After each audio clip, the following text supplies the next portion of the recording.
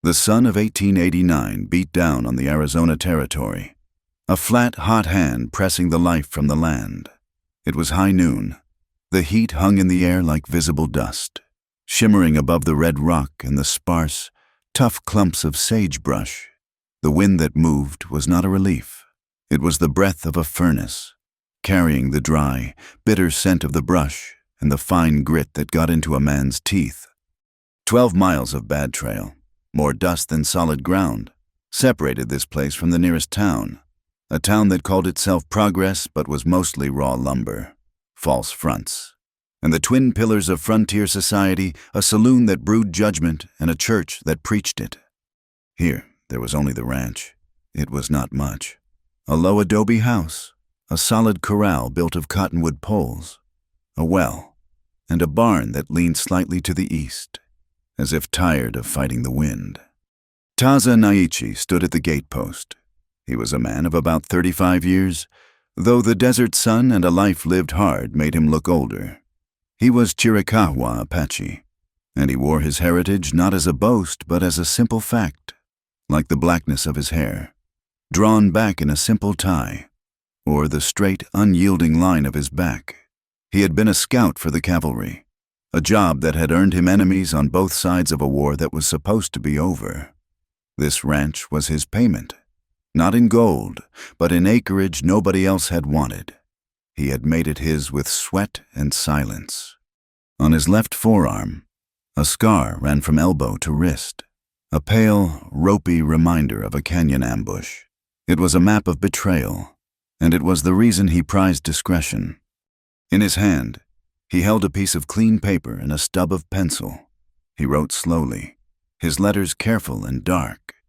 Wanted a cook, live-in, wages paid monthly, must be of moral character. Discretion is prized. He finished writing and looked at the words. Moral character, discretion. These were the things he valued, the things that were as scarce as water in this land. He did not need a fancy cook. He needed a quiet presence, someone who would not carry tales the 12 miles into town. He had built this ranch as a fortress against the noise of the world, and he would not let the world in through his kitchen. The sun struck the exact peak of the sky. 12 o'clock. He tacked the notice to the rough wood of the gatepost. He used a single, solid nail, driving it home with a rock he kept for the purpose. The paper fluttered once, then settled. A stark white rectangle against the gray, weathered wood. He stepped back. His work was done. Now, he would wait. He did not like waiting. Waiting was what a man did in an ambush, or in a cavalry jail. But this was a different kind of waiting. This was a choice. For 3 years, he had cooked for himself, his meals as sparse and functional as his words. But the ranch was growing. He had a small herd of cattle, tough animals that knew how to find grass where there was none. He had horses. He needed help, but help was a risk. Help meant people, and people meant trouble. His hand went, as it often did, to the pocket of his denim trousers. His fingers brushed against a small, folded square of cloth. It was his only keepsake, a handkerchief of fine, worn cotton, embroidered with blue thread by his mother, long gone. The pattern was the path of the mountain stream they had lived by, before the soldiers came. It was a symbol of a time when honor was simple, when a promise was kept, when family was not something you chose, but something you were born to. He held onto it as a white man might hold a cross. It was his measure. The person who answered this notice would be measured against the memory of that blue thread, against the standard of a woman who had taught him that silence was strength and loyalty was life. 12 miles away, in that town of judgment. Eleanor Whitlow was also waiting. She was waiting for the whispers to stop, waiting for the pitying looks to cease, waiting for a miracle. She was a widow of perhaps 30 years. Her husband had been dead for 4 of them, killed in a card game that went bad, leaving her with nothing but his name and a cloud of rumors, and 3 children. Rose was 11, old enough to understand the whispers. her face already settling into the pinched, watchful look of a child who expects the next blow to come at any moment. Jamie was 7, a boy whose questions were too loud and whose energy was too bright for the single, cramped room they rented behind the livery. And Ben was 3, a heavy, warm weight on her hip, his thumb perpetually in his mouth, his eyes wide with the simple needs of a baby. Eleanor, or Nell, as she had once been called, had fought for them for 4 years. She took in laundry until her hands were raw, the lye soap eating into her skin. She mended clothes for the saloon girls, enduring their casual, cruel pity. She scrubbed the floor of the church, praying on her knees not for salvation, but for food. Poverty was a stain she could not wash out. It clung to her like the smell of cheap soap and wood smoke. And the town watched. The respectable wives, the men on the porch of the general store, the preacher in his pulpit. They watched her struggle, and they whispered. They whispered that she was paying for her husband's sins. They whispered that she was not strong enough. They whispered that it was only a matter of time before she failed, before the children were taken, before she fell into the only other profession available to a woman alone. Nell was afraid. It was a cold knot in her stomach that never went away. She was afraid of the coming winter, of Jamie's cough, of the way the landlord looked at Rose. But beneath the fear was a hard core of anger, a resilience she did not know she possessed. She would not fail. She would not fall. She just needed a chance. The law in this territory was thin, a cobweb stretched over a canyon. A man could get away with murder if he was fast enough, or rich enough. A woman, especially a widow, had no law at all. Her only court was the saloon. Her only judge the town's opinion, and opinion had turned against her. She did not know, as she stirred a thin soup of beans and water over her small stove, that 12 miles away, a notice had just been posted. She did not know that a man with a scarred arm and a memory of blue thread was waiting. The two of them, Taza and Nell, were bound by the same quiet desperation. He, choosing solitude to keep from being hurt again, his isolation a shield. She, needing work, any work, to feed her children, but terrified of the judgment that followed her every step. The notice on Taza's gate was more than an offer of employment. It was a seed of an idea that was almost dangerous in this land, that a family could be something you build, not just something you lose. That honor was not about what people said in saloons, but about what a man did when no one was watching. That justice might come not from the barrel of a gun, but from the slow, steady telling of the truth. At the ranch, the air was still. The sun began its long, slow slide toward the west. The heat did not lessen. Tazanaichi checked the water trough for his horses, his movements economical and precise. He did not look at the road. He would not give in to the impatience of waiting. The white paper on the gatepost was the only thing that moved, fluttering faintly in the hot, dry wind. The silence was absolute, the tension of a drawn bowstring, waiting for the arrow to be released. The sun was losing its fight, bleeding red into the dust clouds in the west. The heat remained, a heavy blanket, but the shadows grew long. Tazanaichi was rubbing down his horse when he sensed them. He did not hear them approach. The dust of the trail muffled their steps. He looked up. They were figures made of dust and weariness, a woman and 3 children. They stood just outside the gate, near the post where his notice fluttered. He moved toward them, his steps measured, making no sudden movements. The woman stood straight, though he could see the tremor in her arms. Her dress was calico, faded by the sun to the color of weak tea, the hem frayed. She held a battered valise in one hand and the small, sleeping form of a boy on her hip. 2 other children stood slightly behind her skirt. A girl, perhaps 11, with eyes too old for her face, and a younger boy who stared at Taza's boots. Eleanor Whitlow had walked the 12 miles. She had stopped twice to rest the children, her own feet burning in the worn boots. When she saw the ranch, a low shape in the twilight. She had nearly wept when she saw the man approaching, tall and dark, clearly the Apache she had been warned about. Her fear returned, but the thought of her children sleeping hungry in the livery stable again was a greater fear.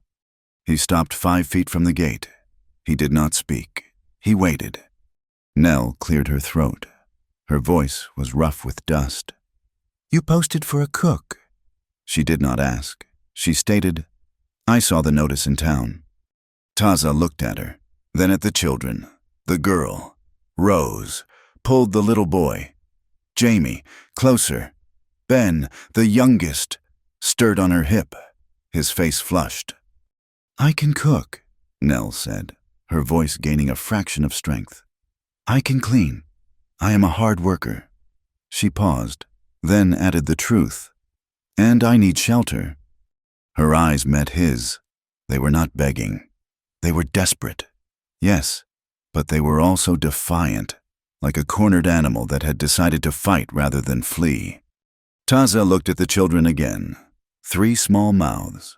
That meant noise. That meant complications. His first instinct was to say no, to protect his quiet. But he also saw the exhaustion in the girl's eyes, the way the boy tried to stand tall. He saw the set of the woman's jaw. She was not a tale carrier. She was a survivor, and he recognized the look. It was the same look he saw in the mirror. He considered his own empty kitchen, the cold hearth, the meals of dry jerky and harder biscuits. He looked at the sky. Full dark was less than an hour away. He gave a short nod. Once, he unlatched the gate, pulling it open. "The kitchen is in the house." He led the way, not looking back to see if she followed. He heard the scuff of their feet and the creak of the valise handle. He opened the main door to the adobe. Inside, it was cool and dim. His house smelled of dust, old leather, and the faint, bitter scent of the herbs he kept. He pointed. "There!" The kitchen was clean, but stark. A cast-iron stove, cold for weeks. A dry sink, a rough-hewn table. Nell Whitlow did not hesitate. She set the valise down.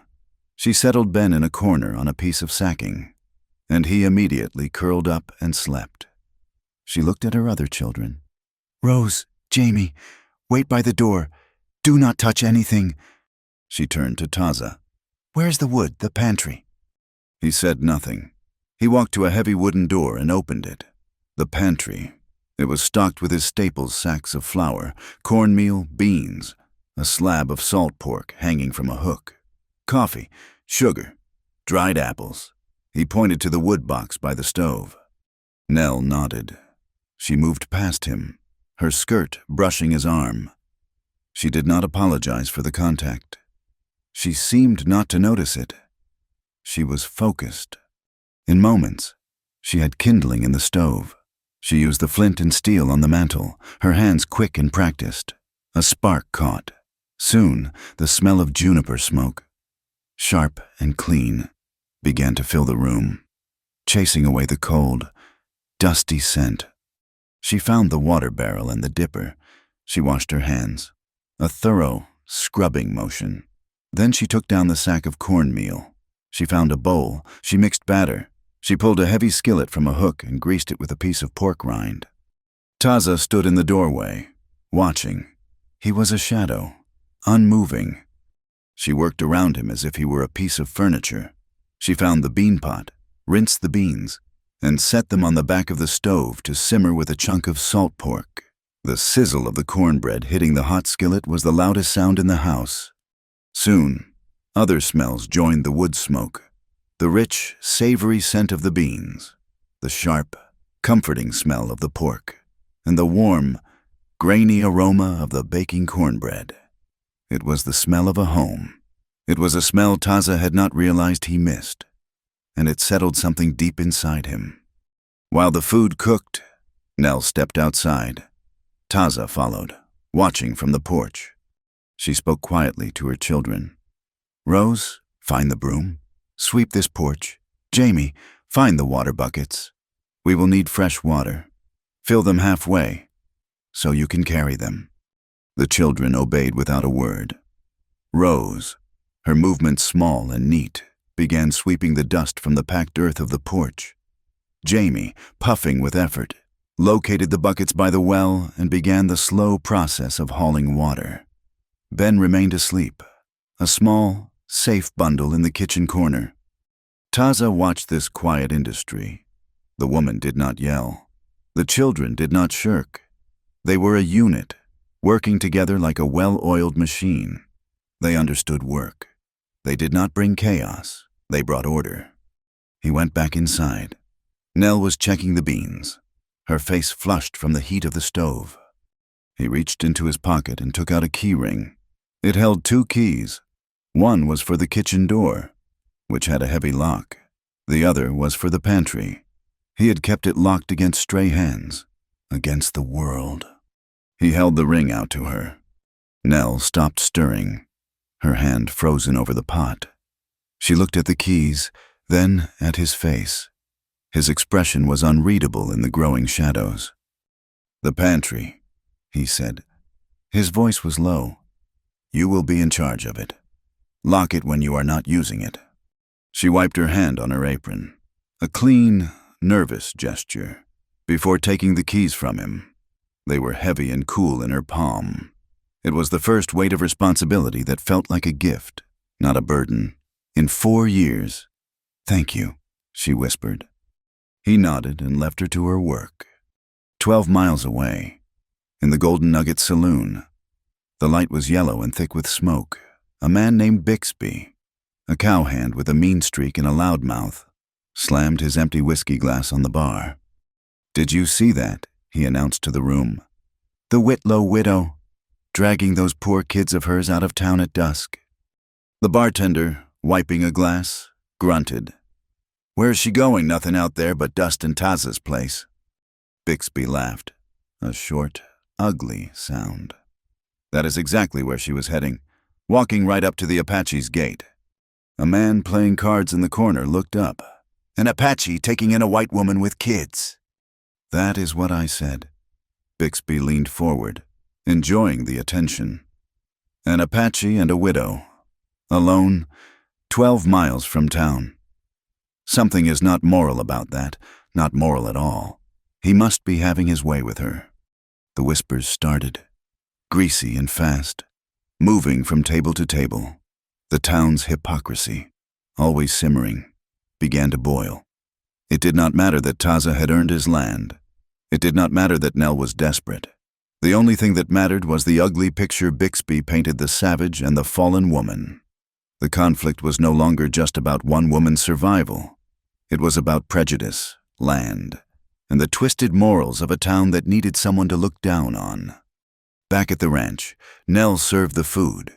She set a plate for Taza, one for herself, and divided a third between Rose and Jamie. The cornbread was crisp, the beans tender. They ate at the kitchen table. Taza ate in silence, his focus on his plate. The children ate quickly, their eyes on their mother, as if afraid the food would be taken away. After the meal, Nell began to clean. Rose helped her. Jamie sat by the fire, nodding off. It was then that Ben, the youngest, began to cry. Not a loud cry, but a weak, fretful sound.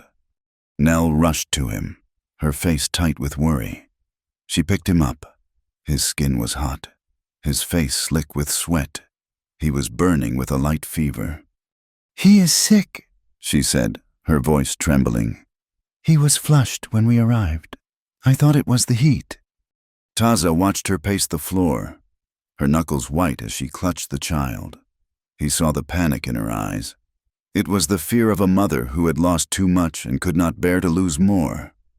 He got up and left the kitchen. Nell flinched, thinking he was abandoning her to this new crisis. He returned a moment later. In his hand, he held a small bundle of dried, dark green leaves. "What is that?" she asked, her voice sharp with suspicion. "Yerba buena," he said. He took a cup, put a few leaves in it, and poured hot water from the kettle. "Mint. It breaks a fever. It is safe." He held the cup out. The steam rose, carrying a sharp, sweet scent. Nell looked at the dark tea, then at his scarred arm. The town whispered that Apaches knew poisons, but she also looked at his eyes.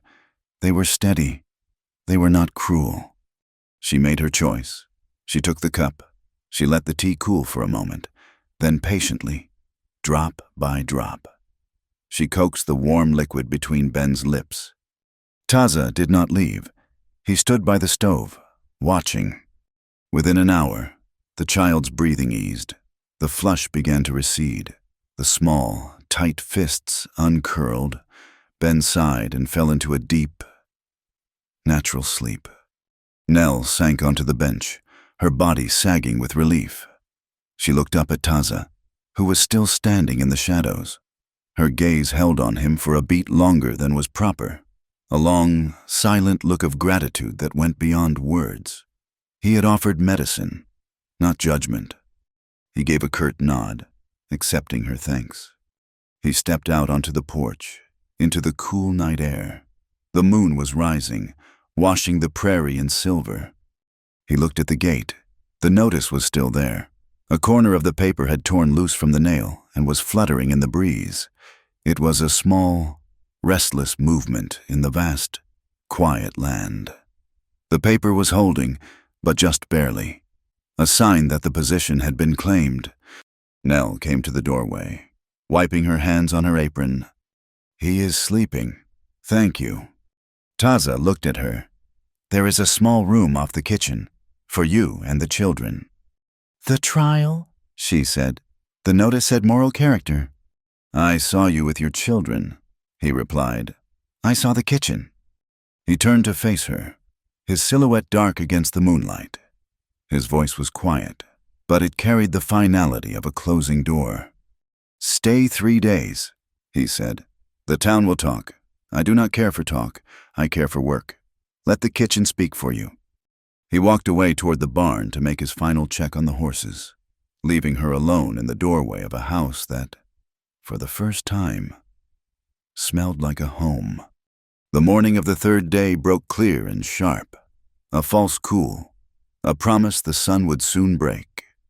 For 2 days, the ranch had been a different place. The smell of baking bread at sunrise had replaced the cold scent of dust. The scrape of Rose's broom on the porch was a steady, rhythmic sound. The high, quick questions of Jamie, which Taza had at first found grating, had become part of the land's new texture. Ben's fever was gone, and his occasional laugh was a small, bright noise that seemed to startle the very air. Nell worked with a quiet, desperate efficiency. She had scrubbed the kitchen until the wood of the table gleamed. She had organized the pantry, her neat labels on jars of beans and flour a silent testament to her need for order. She had mended Taza's shirts, the stitches small and even, a conversation in thread. She had earned her place. The 3 days were almost over. A fragile hope had begun to take root in her. She had watched Taza with the children. He was not a warm man, but he was not unkind. He had shown Jamie how to track a roadrunner in the dust, his long, scarred finger pointing out the marks. He had carved a small, smooth bird from a piece of cottonwood for Ben. He treated Rose with a respect that bordered on formality, always thanking her when she brought him coffee. Nell allowed herself to think, just for a moment, that they were safe, that the kitchen would speak for her, as he had said. Taza was in the corral, working with a young colt. When he saw the rider, the man was coming from the direction of town, moving at a steady trot, not pushing his horse. Taza's body did not tense, but a stillness came over him. He looped the rope and let the colt go. He walked to the porch, his eyes on the approaching figure. Nell came to the kitchen door, wiping her hands on her apron. "Is something wrong?" "A visitor," Taza said. His voice was flat. The children gathered behind her skirt, their morning's ease gone. The man rode up to the gate. He was not a ranch hand. His clothes were from a catalog, his boots tooled, his hat clean. He had a smooth, pale face and a mustache that he touched as if to reassure himself it was there. He dismounted, tied his horse to the post, and calmly walked through the open gate. He ignored Taza completely, his eyes fixed on Nell, a smile spreading on his face that did not touch his eyes. "Eleanor," he said. His voice was oily and familiar. "You have been a hard woman to find, living in filth. I heard, now I see you have moved up in the world." Nell went pale. The blood drained from her face, leaving her skin the color of ash. The tin plate in her hand slipped from her fingers and clattered onto the porch, a loud, jarring sound in the quiet. "No," she whispered. "It cannot be." "Oh, it can. My dear, it most certainly can." He took off his hat with a flourish. "You did not really think I was dead, did you?" Rose grabbed her mother's skirt, her knuckles white. "Mama, who is he?" The man's smile widened. "Why, I am your father, little girl, or near enough." He looked at Nell. "Caleb Whitlow, your husband, returned from his long journey." "You are not," Nell said, her voice shaking, a terrible, rising tide of anger and fear. "Caleb is dead. He died. He died in Texas, I was told." "A rumor," the man said, waving his hand dismissively. "A useful rumor I started myself, to throw off some business associates. But I am very much alive, and I have come for my wife."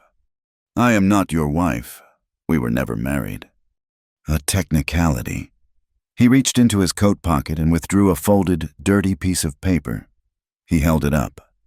"But this is not a technicality. This is a debt. Your signature, Eleanor, right next to your father's. For the money I lent him, God rest his soul. Money you are bound to repay. Or, as the agreement states, you are bound to me." "It is a lie," she whispered, her whole body trembling. "He tricked my father." Taza Naichi stepped off the porch. He moved without a sound, planting himself directly between the man and Nell. He was a foot taller than the visitor, his shadow falling over him. "You are on private land," Taza said. The words were not loud, but they cut through the morning air. The man, startled, finally looked at Taza. He sized him up, his eyes lingering on the scar on his arm, the Apache stillness of his face. A flicker of contempt crossed his features. "This is a family matter. Friend." The man said, "I am Caleb Whitlow. This is my wife, Eleanor. I have come to take her home." Taza did not move. His gaze was flat, like dark stone. "The coffee is hot. Sit on the porch." It was not an invitation. It was a command. The man, Evan Whitlow, though Taza did not know his name, hesitated. He looked at Taza's unblinking stare, at the sheer, solid presence of him, and his bravado wavered. He glanced at the pistol on Taza's hip. Taza's hands were loose at his sides. "Fine," Evan said, trying to regain his superior air. "We can be civilized. I will have a coffee." He walked to the porch and sat in the rocking chair, as if he owned it. Taza gestured for Nell to go inside. She hurried back into the kitchen, her hands over her mouth. Taza followed her in. She was leaning against the table, her eyes wide with panic. "He is lying," she said, the words spilling out. "His name is Evan Whitlow. He is my husband's brother. His half-brother, Caleb, my husband, is dead. I know he is. Evan is a cheat. He uses Caleb's name. That paper, my father signed it. Yes, but it was a loan. He twisted the words. He has been trying to claim me for years." Taza looked at her. "Are you his wife?" "No," she cried. "I swear on my children, I am a widow." Taza nodded. "Once." He picked up the coffee pot from the stove and poured 2 cups. He carried them out to the porch. He handed one to Evan, who took it with a smirk. Taza sat on the top step of the porch, not in a chair. He held his own cup, letting the steam warm his face. "You say you are her husband," Taza said. "That is correct," Evan said, sipping the coffee. We were married in Tucson, in 1885. When did you see her last? Taza asked. His voice was conversational.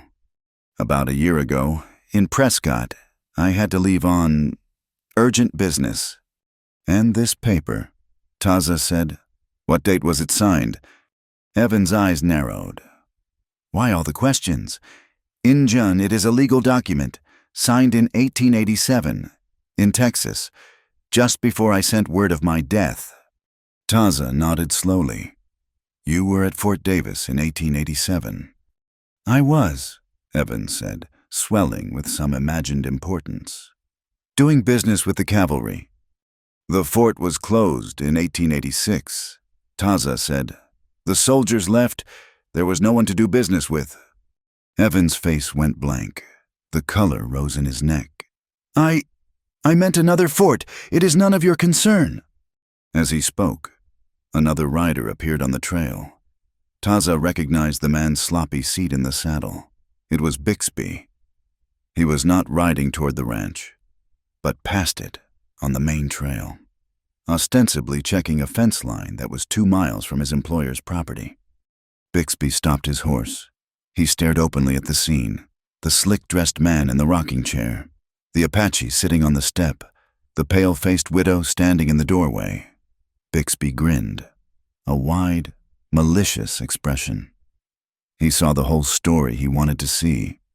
He watched for a full minute, then touched the brim of his hat in a mocking salute, turned his horse, and kicked it into a hard gallop back toward town. Taza watched him go. The poison was on its way. Evan, seeing Bixby's retreat and sensing he had lost the upper hand with Taza, stood up abruptly, throwing the rest of his coffee onto the dust. I do not have time for this, he snarled. She is my wife, bound by this debt, and I am not leaving her here with you. I am going to town. I am getting Deputy Clune. He is a friend of mine. He will see this right. He will see a white woman return to her husband, not kept by an Apache. He stormed off the porch, untied his horse, and mounted. You will see us by sundown. Eleanor, he shouted. Then he galloped away, following Bixby's dust trail. The silence that fell was heavy, suffocating. Nell sank onto the porch step, her head in her hands. The shame was a physical weight, pressing her down. Her children, they had seen it. They had seen another man try to shame her, to claim her. Rose came out and sat beside her, sliding a small, thin arm around her mother's shoulders. He is a bad man, Mama, Rose whispered. He is not, Papa. No, child, he is not. Nell's voice was broken. She looked up at Taza, who was still standing, watching the dust settle. He is lying, she said, her voice raw. But Deputy Clune will not care. He hates. He will listen to Evan. He will take his side. They will take me and my children. She was pleading, her pride gone, her eyes begging him for something, for time, for belief. I am not his, I am not. I just need time to prove it. Taza looked at the trail. 2 riders, one carrying a lie, the other carrying prejudice. They would meet in the saloon. Deputy Clune would be summoned. The law, in this place, was a tool, and Evan and Bixby had just picked it up. They would not come here seeking the truth. They would come here to enforce their own version of it. He made his decision. He turned and walked past her, toward the barn. Nell's heart sank. He was washing his hands of it. He was sending her away. She heard the sounds from the barn, the jingle of a bridle, the thud of a saddle blanket.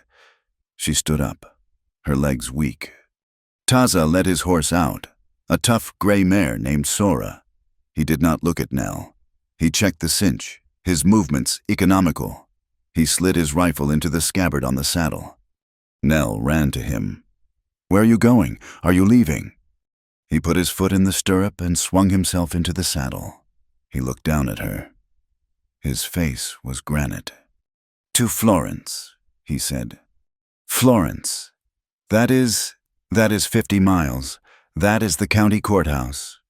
You said your husband is dead, Taza stated. A dead man leaves a record, a death certificate, a probate, something. I will find it. He paused. I will find it before Clune brings his version of the law here. He gathered the reins. Keep the doors locked, he said. Keep the children inside, and cook supper. I will be back for it. Let the kitchen speak for you. He did not wait for her reply. He turned Sora, not toward the town trail, but straight across the dry wash, taking the hard, direct route over the stones. Nell Whitlow stood by the barn, watching him ride. A solitary, determined figure disappearing into the heat. A man who was risking himself for a truth that was not his. The ranch was suspended in a terrible quiet.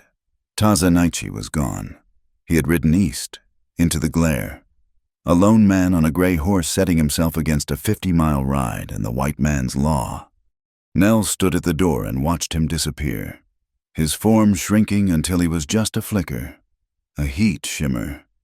And then nothing. The emptiness he left behind was a physical thing. It was a vacuum that fear rushed in to fill. She locked the heavy kitchen door. She dropped the bar on the main door. She looked at her children, their faces pale and still. He is coming back, she said, her voice a dry rasp. She was speaking to herself as much as to them. He said he would be back for supper. Rose, her face tight with a worry that was far too old for 11 years, took Ben from her mother's hip. I will read to him, she said, her own voice small. Jamie just stood by the window, his knuckles white, staring at the empty trail. Nell turned to the kitchen. It was her only weapon. Work was her only prayer. She had spent the last 3 days turning this stark, male space into a place of warmth. Now, she cooked against the encroaching dread.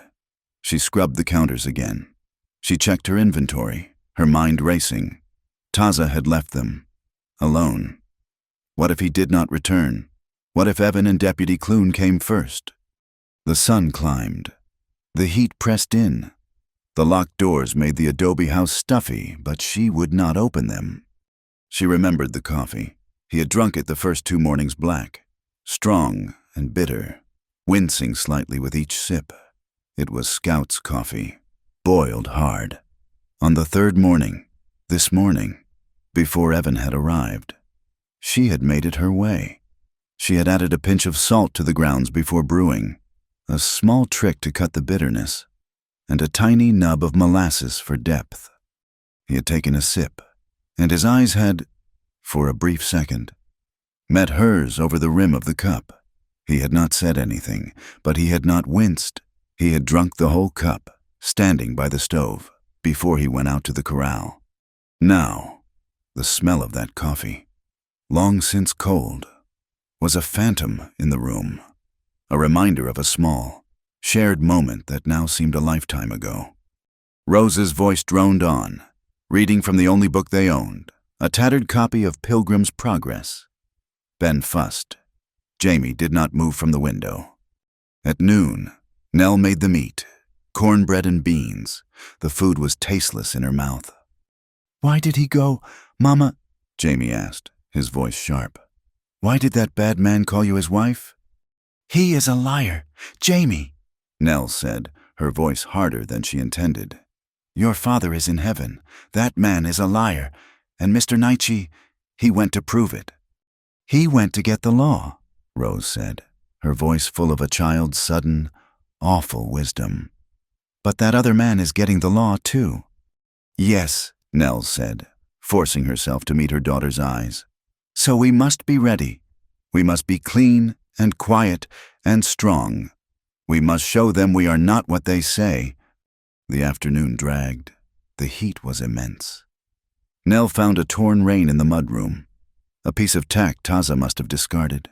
The leather was good, but the stitching was broken. She sat at the kitchen table. She found her small sewing kit, the one she guarded with her life, with fine, strong thread.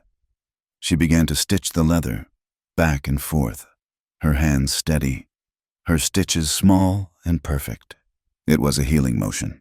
She was mending something. She was repairing the breach, stitch by tiny stitch. She did not know why. It just felt necessary.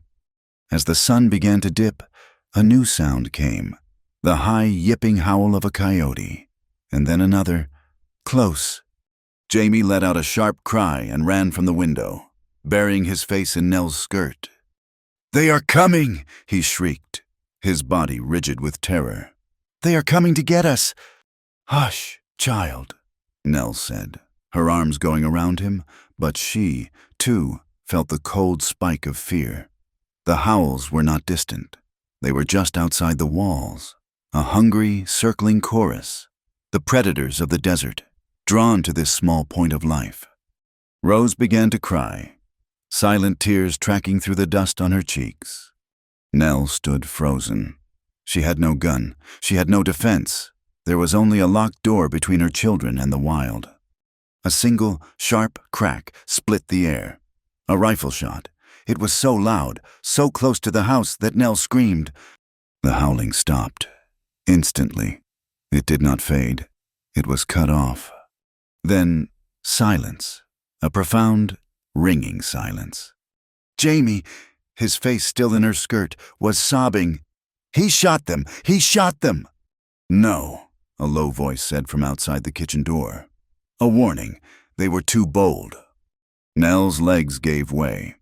She stumbled to the door, her hands shaking so much she could barely lift the bar. She pulled it open. Taza Naiche stood there.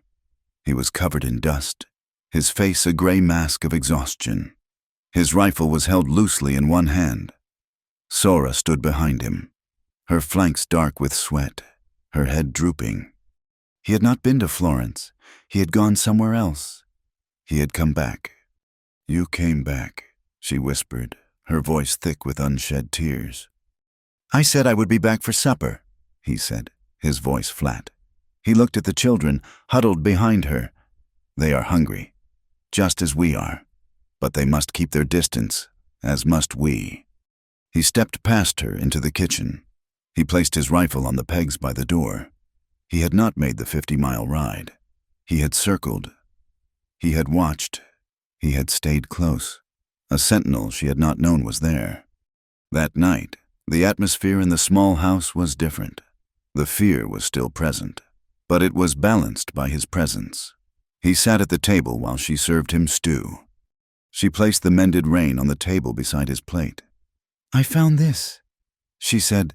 "The stitching was broken." He picked it up. He ran his thumb over her neat, tight stitches. He tested the strength of the repair, pulling it hard. It held. He looked at her, then tucked the rein into his belt. He did not say thank you. He did not need to. They sat in the dim light of the lantern. The children were asleep in their room. The silence was thick. "That night," Nell said, her voice quiet, staring into the cold hearth. "The night my husband died. It was not a card game. Not really. It was a fire. He owned a part of the saloon. The other owner set it alight for the insurance. Caleb. He was drunk. He went back inside for the money box." Taza was still, his hands resting on his knees. He was listening. "He never came out. They found the box, and what was left of him. We lost everything. The rooms we had, everything. The other owner. He said Caleb set the fire. He spread the rumor, and everyone believed it, because he was a drinker, because he was weak." She closed her eyes. "I have been paying for that lie ever since, running from it." Taza was quiet for a long time. The house creaked. "When I was a scout," he said, his voice so low she had to lean forward to hear him. "I did not ride for the cavalry. I did not ride for my people. I rode the line between them. Both sides called me a traitor." He touched the scar on his arm. "This was from a blue coat. This," he touched a smaller scar on his temple, "was from an Apache arrow. The line is a hard place to live. There is no truth there, only what each side wants to believe." He stood up. "Evan Whitlow wants them to believe you are his. The town wants to believe it." "Then what is the truth?" she whispered. "The truth is in the records," he said. In Florence. I will ride tomorrow. At first light. The real ride. You cannot. That is 50 miles. Clune will be here by noon. I will be back before sundown, he said. Sora is fast, and I do not follow the trail. He looked at her. Lock the door behind me. Do not open it for anyone, not even the preacher. Before dawn, he was gone.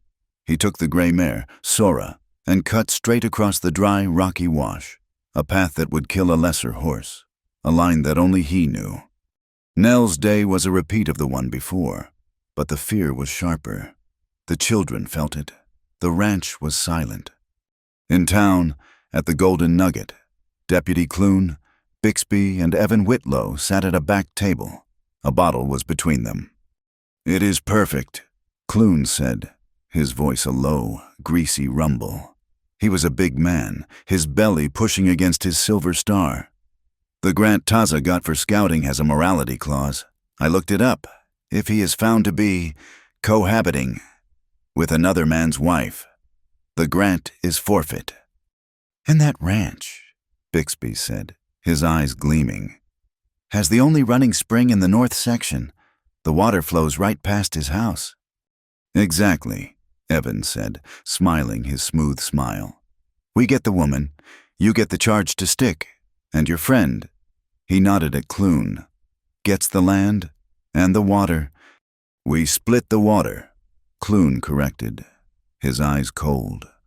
We all get rich, and the Apache goes back to the reservation where he belongs. We ride at noon. We will take her, and we will post the notice of seizure on his door. 50 miles away, Taza Naiche rode Sora into Florence. He tied her and gave her water before he even wet his own throat. He walked into the county courthouse, his boots loud on the tile floor. A thin clerk looked up, his face wrinkling in distaste. We do not serve your kind at the main counter. Taza placed a silver dollar on the desk. It made a sharp, clean sound. I am here for the death records, 1887. The clerk's eyes flickered to the coin. He sighed. Name. Whitlow, Caleb. The clerk was gone for 10 minutes. He came back, blowing dust off a large ledger. He opened it, ran a finger down the page. Here, Whitlow, Caleb. Died October 3rd, 1887. Yuma Territorial Prison, malaria. Taza's expression did not change. He was in the prison labor camp. That is what it says. The clerk said, annoyed. Died a prisoner. Now, if you are finished. One more, Taza said, his voice like ice. Evan Whitlow. The clerk groaned. He went back into the stacks. He returned with a sheaf of wanted posters. He rifled through them. Evan Whitlow, also known as Caleb Whitlow, wanted in Texas, fraud, swindling, impersonating a dead relative. Taza took the poster. He folded it carefully and placed it in his breast pocket. He did not take his silver dollar back. He walked out into the sun. He mounted Sora. He had the truth, but the sun was already past its peak. Clune, Bixby, and Evan had a 12-mile ride. He had 50, and he was riding against the clock, against the law, and against a lie that was already halfway home. The silence in the locked adobe house was a drum, tight and brittle. Nell Whitlow stood at the small kitchen window, staring at the eastern trail. He had been gone since before dawn. The sun was now past noon. Every hour that passed was another turn of a screw, tightening the knot of fear in her stomach. She had told the children stories. She had made them sweep the floor twice. She had them practicing their letters on a piece of slate. She had done everything to maintain the fiction of a normal day. But the children knew. They felt the electric hum of her fear. Jamie had not left the house. Rose was pale, her small hands twisting in her apron. Then the air changed. It was not a gradual shift. It was as if a door had slammed shut. The relentless, dry heat of the past week vanished, sucked away. A dead, oppressive stillness fell over the ranch. The light in the kitchen turned a sickly yellow-green. Nell looked up. The sky was no longer blue. It was a low, bruised, leaden ceiling. "Mama," Rose whispered, "the sky looks angry." Nell's heart leaped into her throat. She had seen this before. Once, in Texas. "A storm," she said, her voice sharp. "An early one. Rose, stay with the boys. Do not, under any circumstances, unbar this door." She did not wait for an answer. She grabbed her shawl, threw open the door, and ran outside. The wind hit her, not hot, but cold and smelling of ozone and wet dust. It was coming from the wrong direction, blowing hard from the east, pushing against her. She had to secure the animals. The chickens were already huddled in their coop. She fastened the latch. The 2 milk cows were in the small side pasture, their heads up, sniffing the strange air. She ran, her skirt whipping around her legs, and forced them into the small, sturdy lean-to, dropping the heavy bar across the gate. Then, the horses. They were in the main corral. They were spooked, running the fence line, their manes flying. The young colt Taza had been working with, a half-broken roan, was squealing, his eyes white. She ran to the barn, fighting the wind, which was now a steady, rising howl. She had to get them inside. She pulled the heavy barn door open. "Jamie, what are you doing?" Her son, Jamie, his face stark with a 7-year-old's terror and excitement, had followed her out. He was standing by the corral fence. "Mama the colt!" he yelled, his small voice almost lost in the wind. The colt, in a blind panic, saw the open wash, the arroyo, as a low path to escape. He reared, kicked the top rail of the corral fence, a rail Taza had not yet had time to replace, and snapped it. He was free. He bolted, not toward the open range, but straight for the deep, dry riverbed. "Jamie, no!" Nell screamed. But the boy, in a foolish burst of bravery, had scrambled through the broken fence. I can get him! Mama!" He ran after the colt, his small legs pumping, disappearing down the steep, sandy bank of the arroyo. Nell screamed his name again. The wind stole the sound. She ran after him, her boots sinking in the loose sand. She reached the edge of the arroyo. It was 20 feet deep and bone dry. Jamie was halfway across it, grabbing for the colt's trailing rope. Then she heard it. It was not the wind. It was not thunder. It was a low, grinding, rumbling roar, like 1,000 freight wagons rolling over a wooden bridge. It was the sound of water. "Jamie, get back!" she shrieked, skidding down the bank. "Run now!" The first drops of rain fell, not as a sprinkle, but as a sudden, cold deluge. They were as large as coins, stinging her face. Far up the canyon, she saw it, a wall of brown water, 4 feet high, churning with mud, rocks, and torn mesquite branches, moving faster than a running horse. The colt screamed. Jamie, frozen in terror, looked at the oncoming wall. Nell threw herself forward, grabbing for his shirt. But she was too late. The water hit them. It was a physical blow, cold and powerful. It tore Jamie from his feet, tumbling him like a piece of wood. The colt was swept away, gone in an instant. Nell grabbed for a scrub oak root, the muddy water churning around her waist, screaming her son's name. She saw his head surface, 10 yards downstream, his mouth open in a silent cry, just before he was sucked under again. At that exact moment, a rider came over the ridge. Taza Naichi had pushed Sora to her limit. He had the papers from Florence, wrapped in oilskin, tucked inside his shirt. He had seen the sky. He knew what a flash flood in the arroyo meant. He had prayed, if he had known how, that the woman would be smart enough to stay inside. He came over the rise and saw the nightmare. The barn door, open, the brown, raging river where the arroyo should be. And Nell, clinging to the bank, her body half submerged. Then he saw the boy. Jamie's head surfaced again, snagged for a moment on a tangle of brush. He was 50 yards downstream, and the current was pulling the brush apart. Taza did not think. He kicked Sora, the mare, loyal and brave, plunged down the bank and into the churning flood. The water was deep, sucking at her legs, but she was strong. Taza leaned low, his eyes fixed on the small patch of a blue shirt. Nell, on the bank, saw him. It was an apparition, an Apache on a gray horse riding into the heart of the flood. She was too cold, too terrified, to even cry out. Taza reached the boy just as the mesquite branch tore loose. He did not have a rope. He did not have time. He leaned from the saddle, his scarred left arm hooking around Jamie's chest, and yanked him bodily from the water. The force was immense.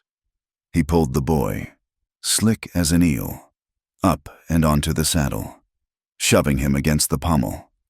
He turned Sora, the mare fighting the terrible current. He pushed her back toward the bank, toward Nell. He reached the bank just as the section Nell was clinging to gave way. She fell, and he grabbed her, his good hand catching her wrist, hauling her up out of the mud and onto the solid, rain-slicked ground. He dropped Jamie into his mother's arms. Nell collapsed, clutching her son, her body shaking with violent, racking sobs. "Get to the house!" Taza yelled over the roar of the storm. A sound like a cannon shot cracked overhead. Lightning. It struck the ridge, splitting a dead cottonwood. The world went white, then dark. It was followed by a different sound, a high, splintering crack. Taza looked at the barn. The horses. The other horses were still in the corral, trapped against the far fence, terrified. "Go!" he roared at Nell. He ran, sliding in the mud, toward the barn. He burst through the open door just as the main roof beam, soaked with the sudden weight of the rain, groaned. The wind had ripped a hole in the roof, and the water was pouring in. The beam, a foot thick, was splitting. His two best horses, the ones he had not been able to force into the barn, had run in for shelter from the lightning. They were directly underneath it. The beam snapped. It was falling. Taza did not have time to think. He threw himself forward, shoving one horse, a buckskin, on the rump. He slapped the other. "Hey, I get." The horses bolted. Taza turned to follow them out. He was too late. The massive timber was coming down. He had no time to dive. He could only turn, brace himself, and lift his arms. He caught the beam. He caught it on his left shoulder, the scarred one. The sound was not a crack. It was a wet, sickening, muffled crunch. A grunt of pure agony was forced from his lungs. His knees buckled, but he did not fall. He was trapped, the full, crushing weight of the roof beam pinning him, his body screaming, his vision graying at the edges. Taza. Nell, who had shoved Jamie toward the house, ran back. She saw him, pinned against the support post, his face colorless, his teeth gritted so hard his jaw shook. "The shoulder," he gasped, the words forced out. "It is out." She saw it, the unnatural angle of his arm. The joint was visibly, terribly, dislocated. "I cannot lift it," she cried, pushing against the beam. It was immovable. "The post," he managed to say, his voice strained. "Lever, use the fence post." She saw a broken corral post nearby. She grabbed it, jammed one end under the heavy beam, and shoved a rock beneath it as a fulcrum. She put her entire, desperate weight on the end of the post. The beam lifted, 1 inch. It was enough. Taza shoved himself backward with his legs, collapsing free of the weight, and fell into the mud on the barn floor. He was shaking, his left arm held rigid, his face slick with sweat and rain. "Rose!" Nell screamed toward the house. "Take Jamie, lock the door now!" She hauled Taza to his feet. He was a dead weight on his left side. She looped her arm around his waist, and he put his good arm over her shoulder. They staggered through the driving rain. A deluge now, back to the house. She got him inside, kicking the door shut and dropping the bar. Rose and Jamie were huddled by the cold hearth, their eyes wide with terror. "Jamie, the fire! Build it up! Rose, blankets! Now!" Her voice was a commander's. The children moved. She got Taza into the chair by the hearth. His shirt was soaked, covered in mud and blood. She took her sewing shears and cut it from his body. The shoulder was a ruin. The joint was swollen and sat low, a clear, deep hollow where the bone should be. "This will hurt," she said. Her hands were shaking, but her voice was rock steady. He nodded, his eyes closed. "Do it. Tell the children not to look." "Rose, Jamie, turn around. Face the fire. Do not turn around until I say—" The children obeyed. Nell took a deep breath. She had seen this. Her father, a farmhand. She knew what to do. She planted her foot, her boot muddy, on the side of the chair, bracing his ribs. She took his wrist in one hand and his elbow in the other. "Breathe out," she commanded. Taza exhaled, a long, ragged sigh. She pulled. She twisted his arm, lifting, and then shoved the joint hard with the heel of her hand. A thick, wet pop echoed in the small room. Taza roared, a short, sharp, animal sound that he bit off instantly. His whole body went rigid. He slumped forward, panting, his head hanging, but the shoulder was back in its socket. Nell's legs gave out. She sat on the floor, her own body trembling. Taza breathed, in and out, for a full minute. The children were crying. "It is done," he said, his voice a hoarse whisper. "It is all right." Nell got to her feet. She went to the pantry. There was no whiskey, only the corn liquor. She grabbed it and a clean rag. "For the cuts, the mud," she said. He just nodded. She poured the raw alcohol onto the rag. She began to clean the mud and blood from the scrapes on his shoulder and arm. He did not flinch, but she could feel the tremors of pain racking his body. Later, the storm settled into a cold, steady, relentless rain. The children were finally asleep, huddled together in their small room. In the Golden Nugget Saloon, 12 miles away, the storm had trapped everyone. Deputy Clune, Bixby, and Evan were at their table, the bottle nearly empty. A soaked farmer burst in, shaking. "You will not believe it," he said to the room. "I was near the ridge. I saw it. The Apache, Taza. That Whitlow kid was in the flood. The arroyo. It is a river. He rode his horse right into it. Pulled the kid out. I saw it with my own eyes. Rode right into the flood to save that white boy." The saloon, noisy seconds before, went silent. The men looked at each other. The preacher, in the corner, looked at Bixby and Clune. The story of the savage was suddenly, inconveniently, complicated. At the ranch, Taza sat by the fire. Nell had fashioned a sling from a clean flour sack. He was pale, but his breathing was even. Nell was at the table, her hands finally idle. She got up. She took the single, worn wool blanket from her own bed and walked to him. She draped it carefully over his good shoulder, tucking it around his back. Her hand, pulling the blanket tight, brushed against his sling. Her fingers hovered, for just a second, over the old, ropey scar on his forearm, now resting just above the new, raw pain of his dislocation. He did not move. He did not look at her. He stared into the fire. She could feel the heat coming off his skin.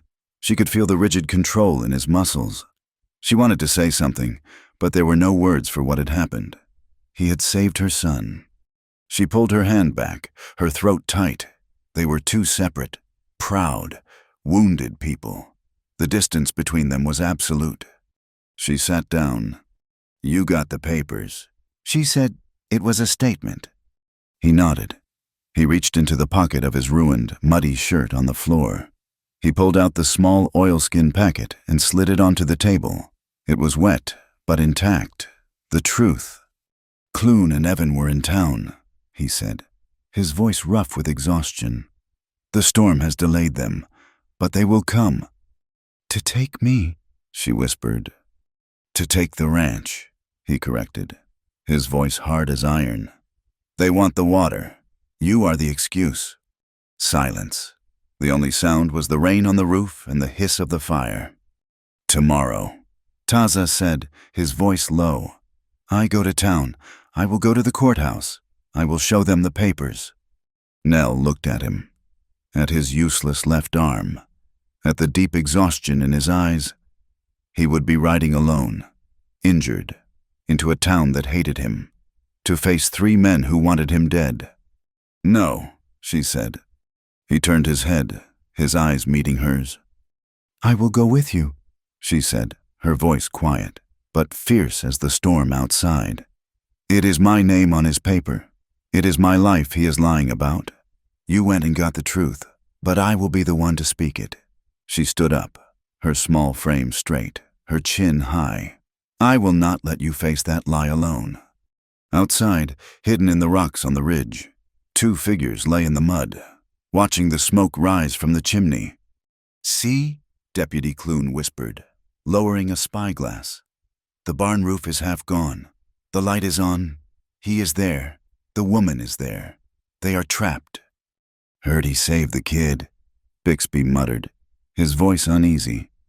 All the better, Clune said, his lips pulling back in a grin that did not reach his eyes. Makes him a hero. A dead hero is the best kind. We do not need to seize the ranch now. We just find them. Victims of the storm. A tragic accident. And the water is ours. The world after the storm was a landscape of raw, wet earth. The sky was scrubbed clean, a pale, innocent blue that mocked the devastation on the ground.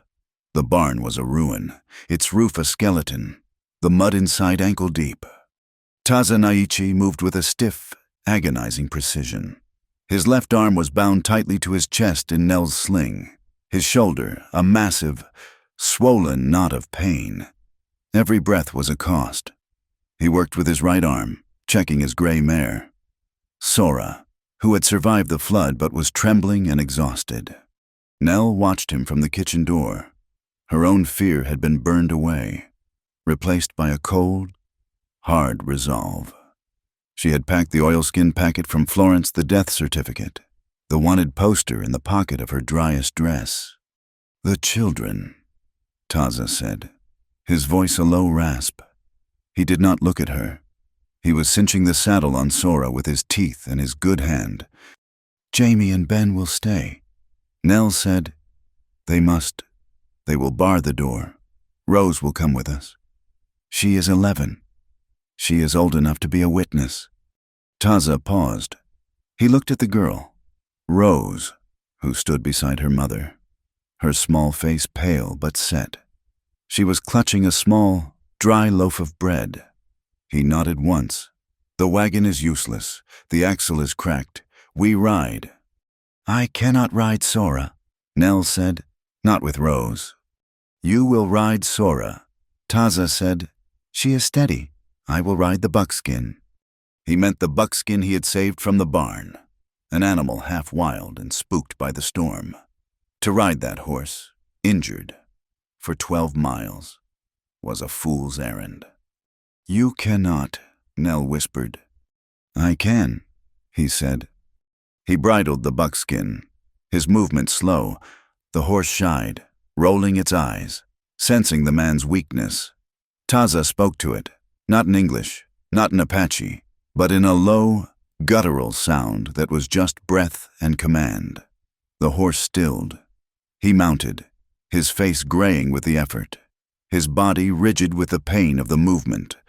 Nell lifted Rose onto Sora's back, then mounted in front of her. She looked at her 2 small sons in the doorway. Bar the door. Do not open it for any man, only for us. Do you understand? Jamie.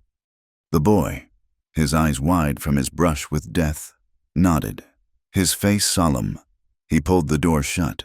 The sound of the heavy bar dropping into place echoed in the wet yard. They rode. The 12 miles to town were an ordeal. The trail was a river of mud. Every step was a struggle. Taza rode slightly ahead, his back straight, a statue of pure will. Nell could see the tremors in his good hand, the way he held the reins. She could see the line of sweat on his brow. Though the morning was cool, he never looked back. He was a man riding toward a fire, and he would not be turned. When they reached the town, it was just as ravaged. The main street was a mire. People were hauling debris, their faces grim. They looked up as the trio approached. They saw the Apache, his arm in a sling. They saw the widow, her face streaked with mud, her eyes burning. They saw the small, terrified girl clinging to her. The whispers began immediately. The farmer who had seen the rescue had already told his story. The town was divided. There were murmurs of hero mixed with the older, more comfortable hisses of savage and adulterer. Nell guided Sora to the courthouse steps. The building was closed. A notice was nailed to the door. All public hearings moved to the church. A cold dread settled on Nell. This was not law. This was judgment. Deputy Clune was waiting for them, standing on the top step of the preacher's church. He was dry. He was clean. He looked rested. Bixby stood behind him, his hand on his pistol, and near the front, looking smooth and wronged, was Evan Whitlow. A crowd had already gathered, perhaps 30 or 40 people, drawn by the promise of a scandal. "Well, now," Clune's voice boomed, thick with false piety. "Look who has come to confess before God, Mrs. Whitlow. We were just discussing your moral state." He pointed to the bottom step. "Stand there, woman, where these good people can see you." Nell's legs trembled. She dismounted, helping Rose down. She felt the eyes of the town on her, stripping her bare. Taza dismounted, his movements stiff. He walked, his boots sucking in the mud, to stand beside her. "This is not a court, deputy," Nell said, her voice shaking but clear. "I am here to file a report against this man." She pointed at Evan. "Heel, woman!" Clune snarled. "You will speak when spoken to. Now, this man." He put a thick arm around Evan's shoulders. "Mr. Caleb Whitlow, a respectable businessman, says you are his wife. He says you ran out on him. He says—" Clune's voice dropped, becoming oily and suggestive. "That you have been living in sin with him." He jabbed a finger at Taza. The crowd gasped. The women looked at Nell, their faces hard with righteousness. "That is a lie," Rose cried out, her small voice high and piercing. "He is a bad man, and Mama is not a liar." "Quiet, child," the pastor, a thin man named Miller, said nervously from the church doorway. Evan stepped forward. He held up his piece of paper, the debt note. "This is her signature. This is her father's. She is bound to me, in debt and in matrimony, and I find her here, shacked up with an Apache. It is an abomination." "A sin!" a woman in the crowd yelled. "He saved my brother," Rose yelled back, tears of fury in her eyes. "He rode into the flood and saved him." "A likely story," Bixby sneered. "It is true," the farmer in the back called out. "I saw it. I saw him." The crowd fractured, arguing. Clune raised his hand. "Silence. We will have order. The rescue is a fine thing, but it does not change the fact. She is a married woman. He is an Apache. And this," he pointed to Taza's ranch in the distance, "is land granted on a morality clause, a clause that is now broken. As deputy, I am seizing that land, and I am returning this woman to her rightful husband." This was it, the land, the water. It had always been the water. Taza Naichi stepped forward, moving in front of Nell. His face was pale, drawn with pain, but his eyes were clear. He spoke, and his voice, though not loud, cut through the murmurs. "You speak of facts, Deputy Clune. Let us use them." He looked at Pastor Miller. "This man," he gestured to Evan, "claims he is Caleb Whitlow, "I am," Evan shouted. "He claims," Taza continued, his voice calm. "This debt paper was signed in Texas, at Fort Davis, in 1887. "It was," Evan said, his confidence high. "Fort Davis was decommissioned by the Army in 1886. Taza said it was empty. He could not have signed a paper there, because there was no one to sign it with." A ripple of doubt went through the crowd. "And?" Taza said, turning to Nell. "Now?" Nell's hand was shaking so badly she could barely unbutton her pocket. She pulled out the oilskin packet. She fumbled with the ties, her fingers numb. She pulled out the papers. "This man," she said, her voice soaring, raw and powerful, "is a liar. My husband, Caleb Whitlow, is dead." She held up the first paper. "This is his death certificate, from the county seat in Florence. He died in 1887, of malaria, in Yuma Territorial Prison." The crowd was silent. Evan's face, his smooth, pale face, went completely blank. "And this," Nell said, her voice breaking with the terrible, freeing truth, "is a wanted poster from Texas for this man." She jabbed her finger at him. "For Evan Whitlow. For fraud. For swindling. For impersonating his dead brother." The silence was absolute. Evan looked at Clune, his eyes wide with panic. He was trapped. Pastor Miller, his face pale, stepped down from the church door. He walked to Nell and gently took the papers from her shaking hands. He read the death certificate. He looked at the wanted poster, then at Evan Whitlow. "It is true," the pastor said, his voice ringing. "The county seal is here. The name is Evan Whitlow." The crowd turned. The murmurs were no longer against Nell. They were a low, rising growl aimed at Evan, and at the deputy who stood beside him. This changes nothing," Clune bellowed, his face turning a deep, mottled purple. He was losing the land. "It does not matter. This is still Apache land. He has no right. He cannot own property. That grant is worthless. I am still seizing it." Taza looked at the deputy. He did not move. He simply reached into his own shirt with his good right hand. He pulled out a different document, an older one, folded and wrapped in cloth, its edges sealed with wax. "This is not a county grant, deputy."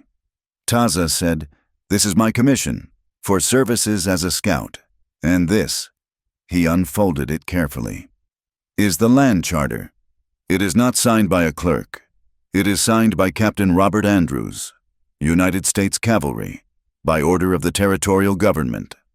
He held it up, the blue ink, the eagle seal. It was an authority higher than any man in that town. It was the army. It was iron. Evan Whitlow, seeing the water, the land, everything, gone, let out a desperate, animal sound. He lunged. He did not go for Taza. He went for the paper, clawing at the charter. "It is a fake A forgery." Taza moved. He was injured. He was one-armed, but he was a warrior. He pivoted, pulling the charter away from Evan's grasp. Evan, his momentum carrying him, stumbled past. Taza was off balance. Clune saw it. It was his last chance. He stepped in and swung his right fist. A brutal, heavy blow aimed directly at Taza's head. Filthy engine. Taza could not lift his left arm to block. He turned his head, taking the punch on his good right shoulder, not his jaw. The force was terrible. A blinding, electric shock of pain shot through his body. Buckling his knees, he staggered back. "Taza!" Nell screamed. Bixby, at the edge of the steps, had been waiting. He saw Taza stagger. He saw his opening. "Die, damn you!" Bixby drew his pistol. He raised it, leveling it at Taza's chest. Rose screamed. Bixby's finger tightened on the trigger. Taza did not fall. As he stumbled backward from Clune's punch, his senses, honed by 1,000 ambushes, took over. He dropped his weight. His good right hand, the only one he had, shot out. He did not grab the gun. He grabbed Bixby's wrist, the one holding the pistol. He yanked hard. Bixby was pulled forward, off balance. He fired. The shot went wild, high, smashing into the cast-iron church bell overhead. A deafening, terrifying clang echoed over the town, a judgment for all to hear. The crowd screamed, diving for cover.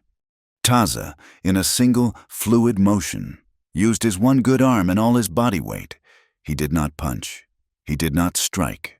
He twisted Bixby's arm and slammed his captured hand, the one holding the pistol, down onto the church's black iron handrail.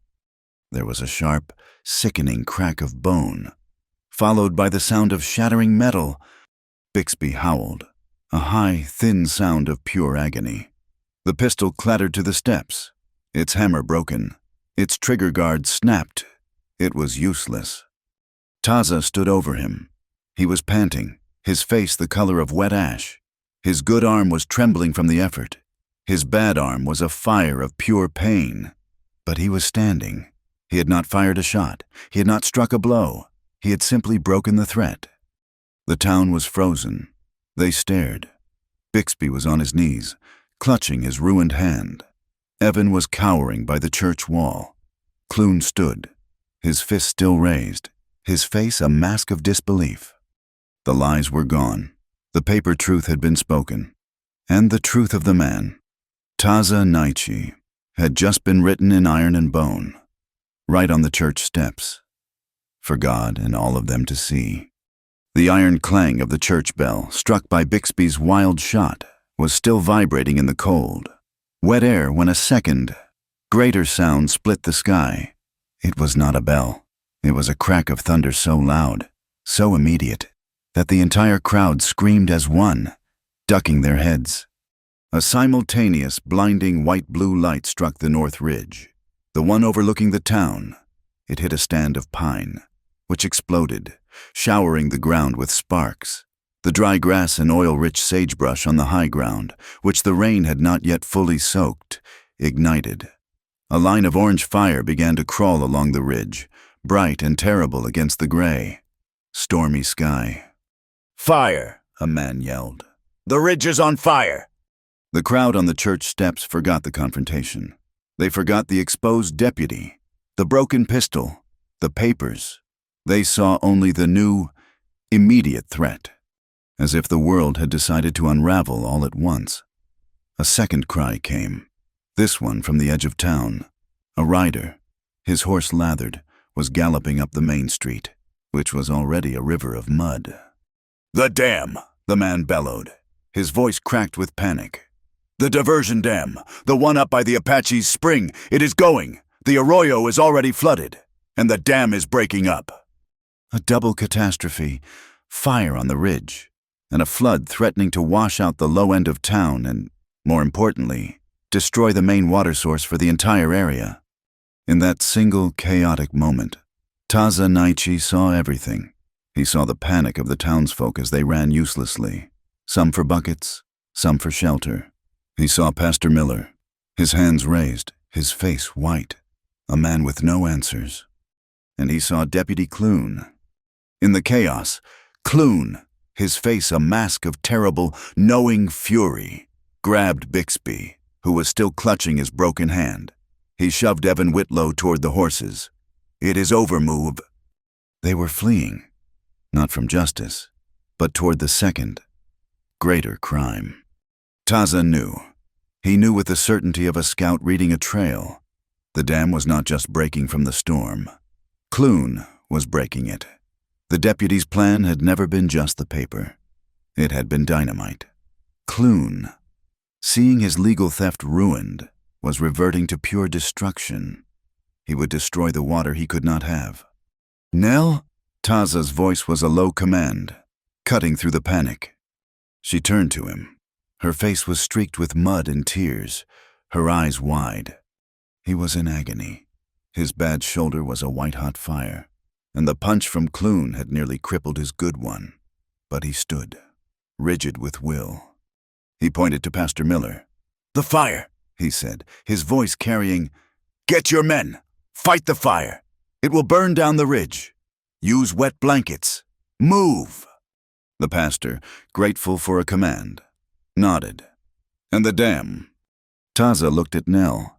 We ride. He stalked, stiff-legged, toward the buckskin. Nell ran for Sora. Rose! Nell screamed at her daughter, who was huddled by the church wall. The storm cellar at the ranch. Go to your brothers. Bar the door from the inside. Do not come out. Do not. Rose, her face white, nodded, her old eyes understanding the finality of the command. She ran, not for the horses, but on foot, cutting through the alley. She was a child of the prairie. She knew the shortcuts. She would be there first. Taza hauled himself into the saddle, a strangled grunt of pain forced from his lips. Nell was up on Sora. They galloped out of town, leaving the shouting, disorganized bucket brigade behind. They did not take the trail. Taza turned his horse straight up the muddy slope, a hard, brutal ride, following the path of the floodwaters. Clune, Bixby, and Evan were ahead of them, their horses churning the mud. They were a desperate party, pushing their mounts too hard. The ride back to the ranch was a waking nightmare. The rain had turned cold, driven by a wind that moaned. The fire on the ridge to their left was a growing, monstrous orange curtain, spreading with unnatural speed. The roar of the flood in the arroyo to their right was constant. They were riding a thin, muddy line between fire and water. Taza rode with his head down, his body a solid block of pain. He was losing strength. His good arm trembled, and his vision was graying at the edges. Taza, Nell cried, riding beside him. You are bleeding. He looked down. His sling was dark. The force of the punch, of the fight, had torn something inside. Blood was dripping from his elbow. He did not answer. He just kicked the buckskin harder. They reached the ranch. The barn was a skeletal ruin. The main house was dark, the door barred. Rose was already gone, safe in the cellar with her brothers. Taza did not stop. He rode past the house, up the narrow canyon that held his spring. The sound of the water was no longer a roar. It was a cannonade. They rounded the last bend. The dam was in sight. It was a small, smart structure of earth, rock, and heavy timber, one he had spent a year building. It was designed to create a deep, reliable reservoir and channel the water to his ranch. It was failing. A massive gap had been torn in the center, and a brown torrent of water was pouring through, but it was not a natural break. The edges of the breach were black, splintered, dynamite, and Clune was there. The deputy, his face maniacal, was standing on the slick, trembling dam wall. Bixby was with him, holding a torch. Evan, terrified, was holding the horses. Clune had another bundle of dynamite in his hands. He was trying to light the fuse from Bixby's torch. "It is all mine!" Clune screamed at them, his voice barely audible over the water. "If I cannot have it, no one will not you, you filthy savage!"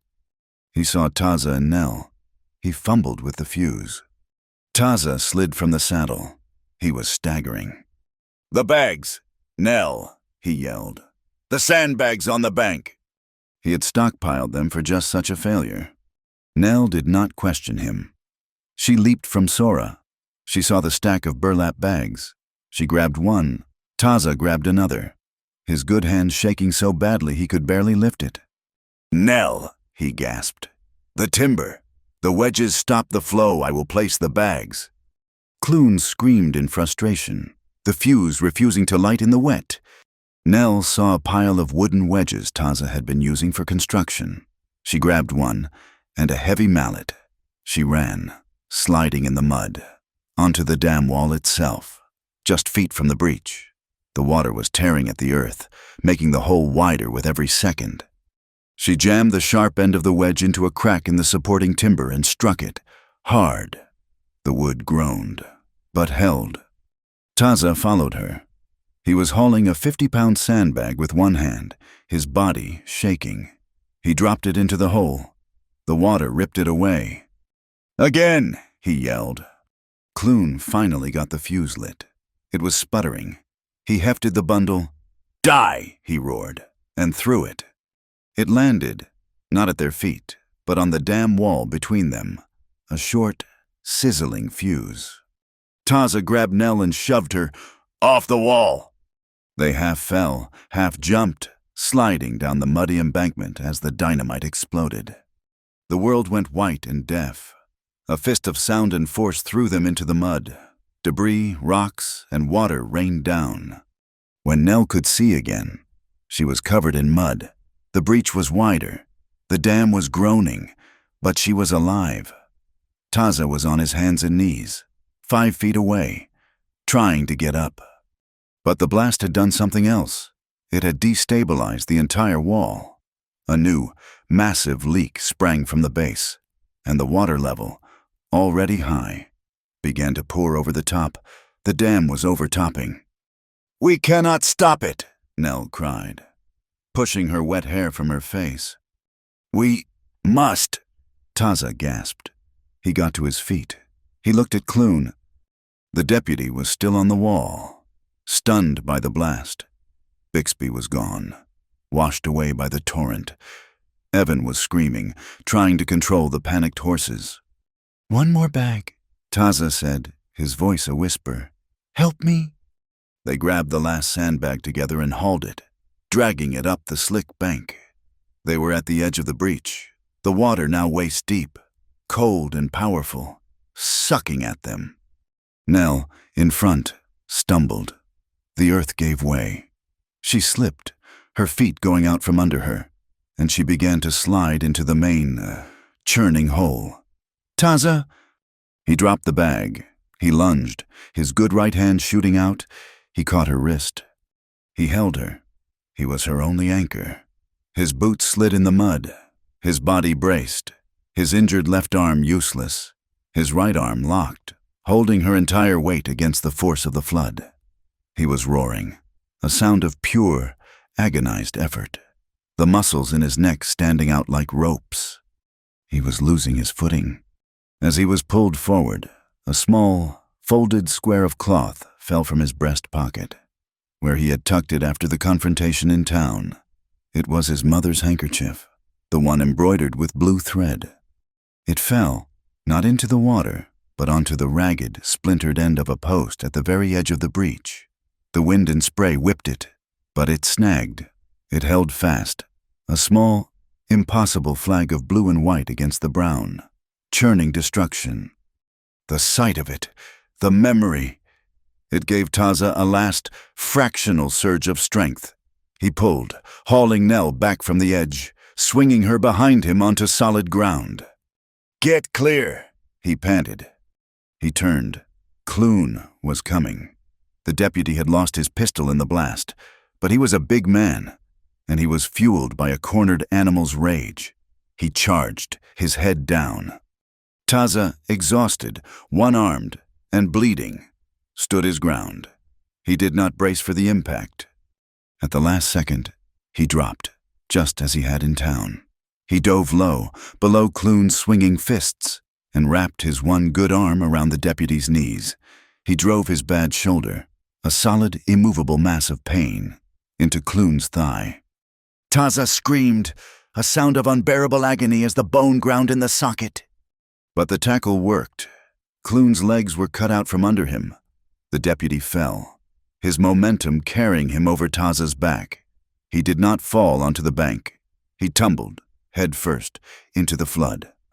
He surfaced, sputtering, his arms windmilling, but Taza was already on him.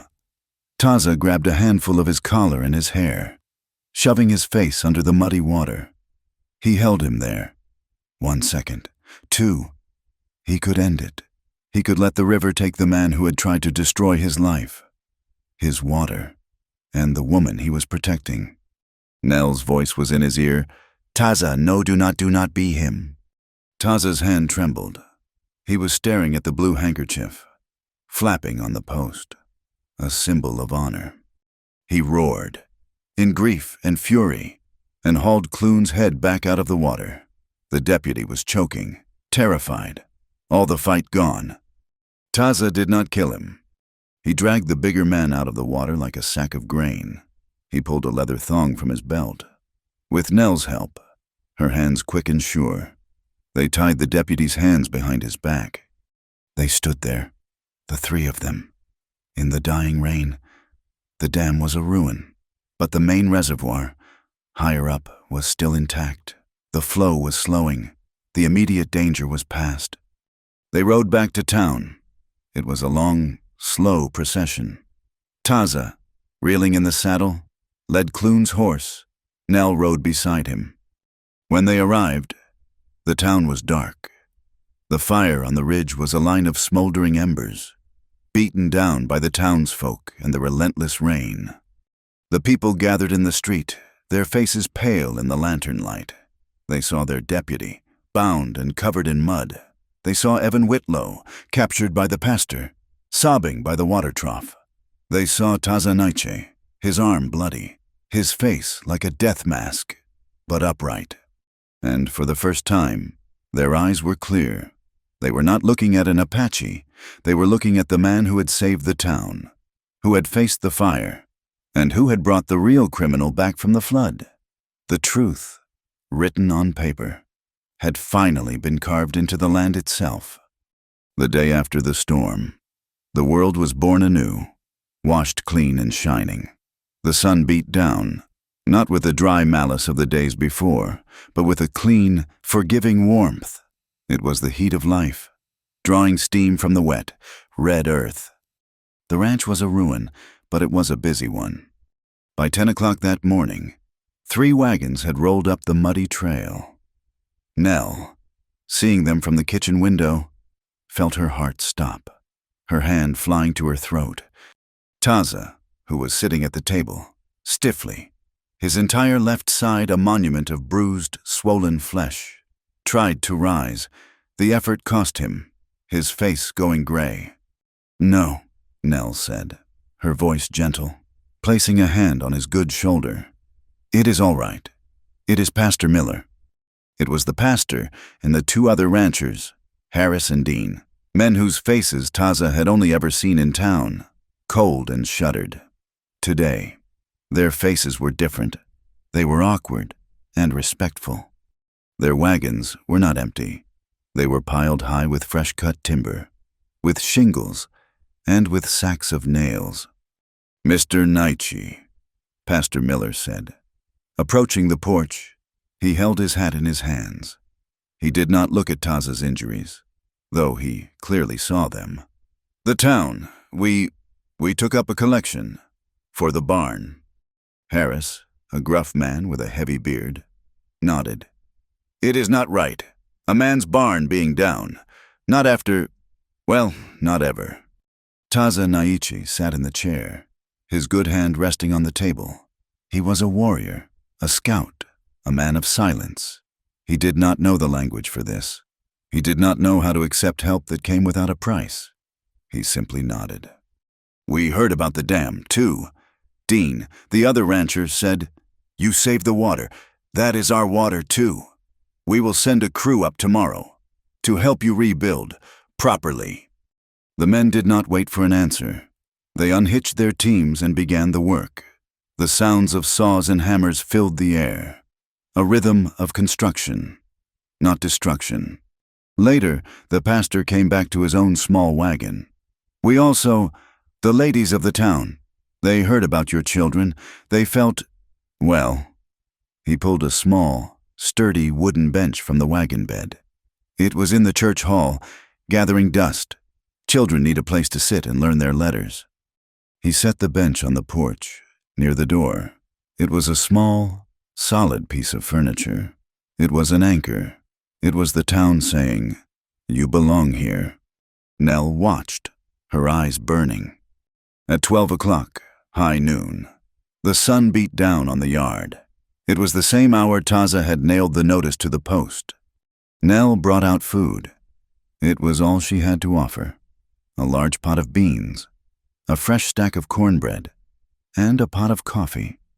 She had even found a few apples, baking them in the stove's small oven until they were soft and sweet.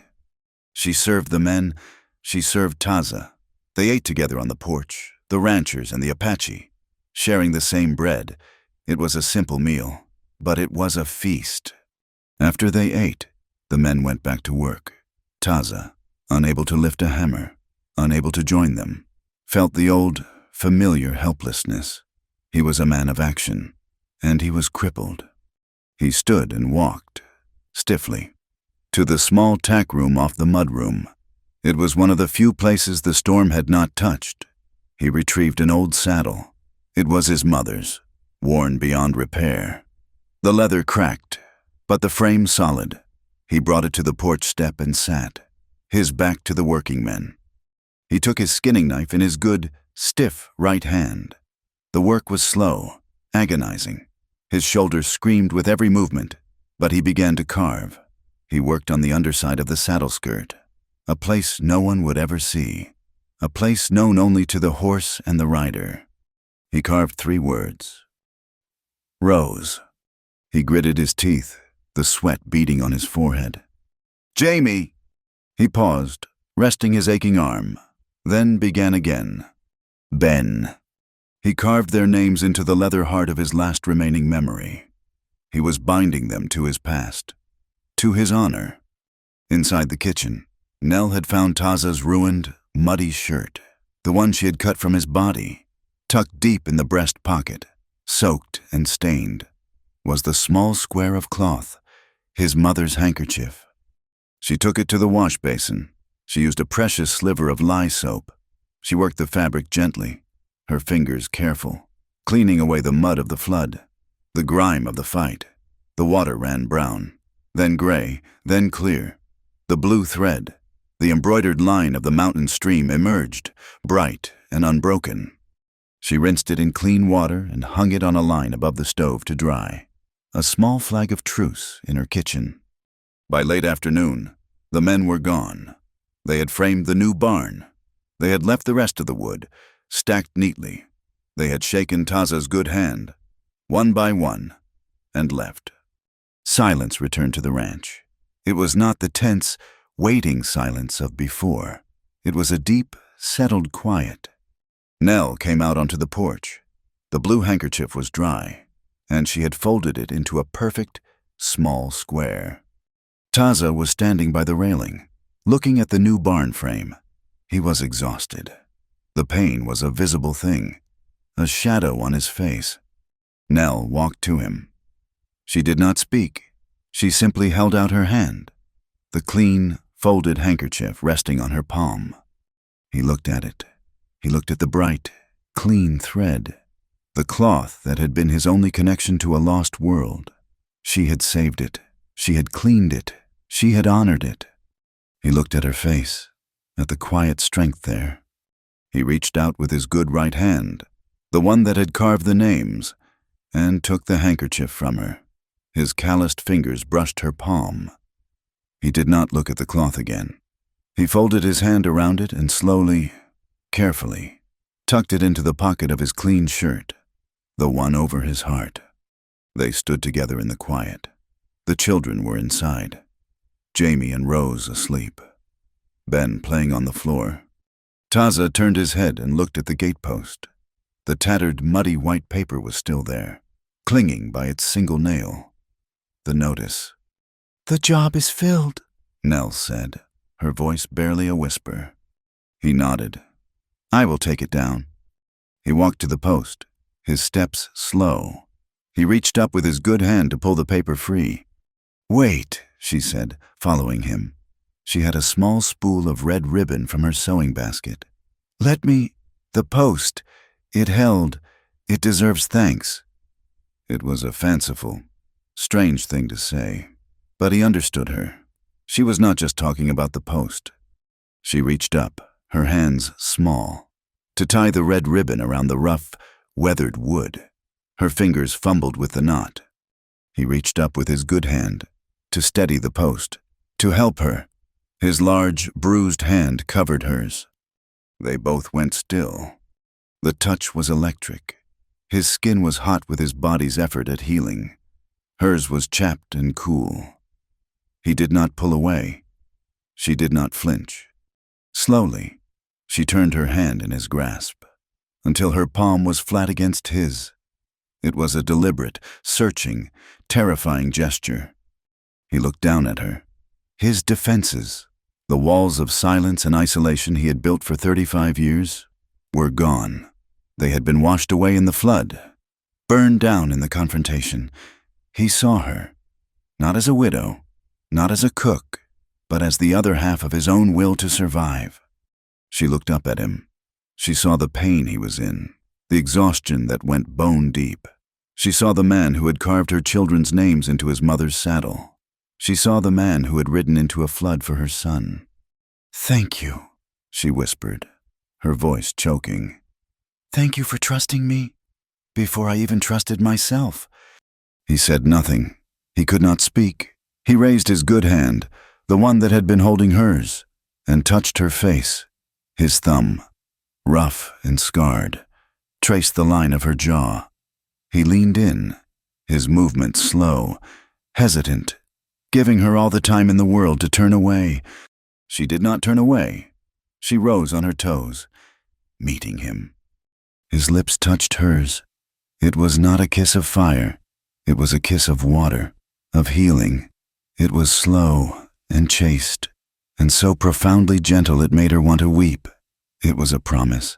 It was an acknowledgement. It was two solitudes, touching at last. He rested his forehead against hers. They just breathed, sharing the same small space, their eyes closed. A gust of wind, strong and clean, swept across the yard. It hit the gatepost. The tattered, muddy notice, the one that had started everything, finally tore free from its nail. It fluttered in the air between them for a second, a small white ghost. And then the wind took it, tumbling it away across the prairie until it was gone. The position was filled. They both opened their eyes, watching it disappear. Nell pulled back, just slightly. A small, clear-eyed smile touched her lips.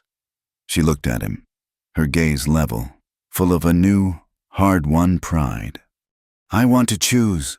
Taza," she said, her voice soft, but as strong as the new barn's frame. "I do not want to lean. I have been leaning my whole life, on my father, on my husband's name, on your strength. I want to stand on my own feet, and I want to choose." Taza looked at her. He saw the iron in her spine.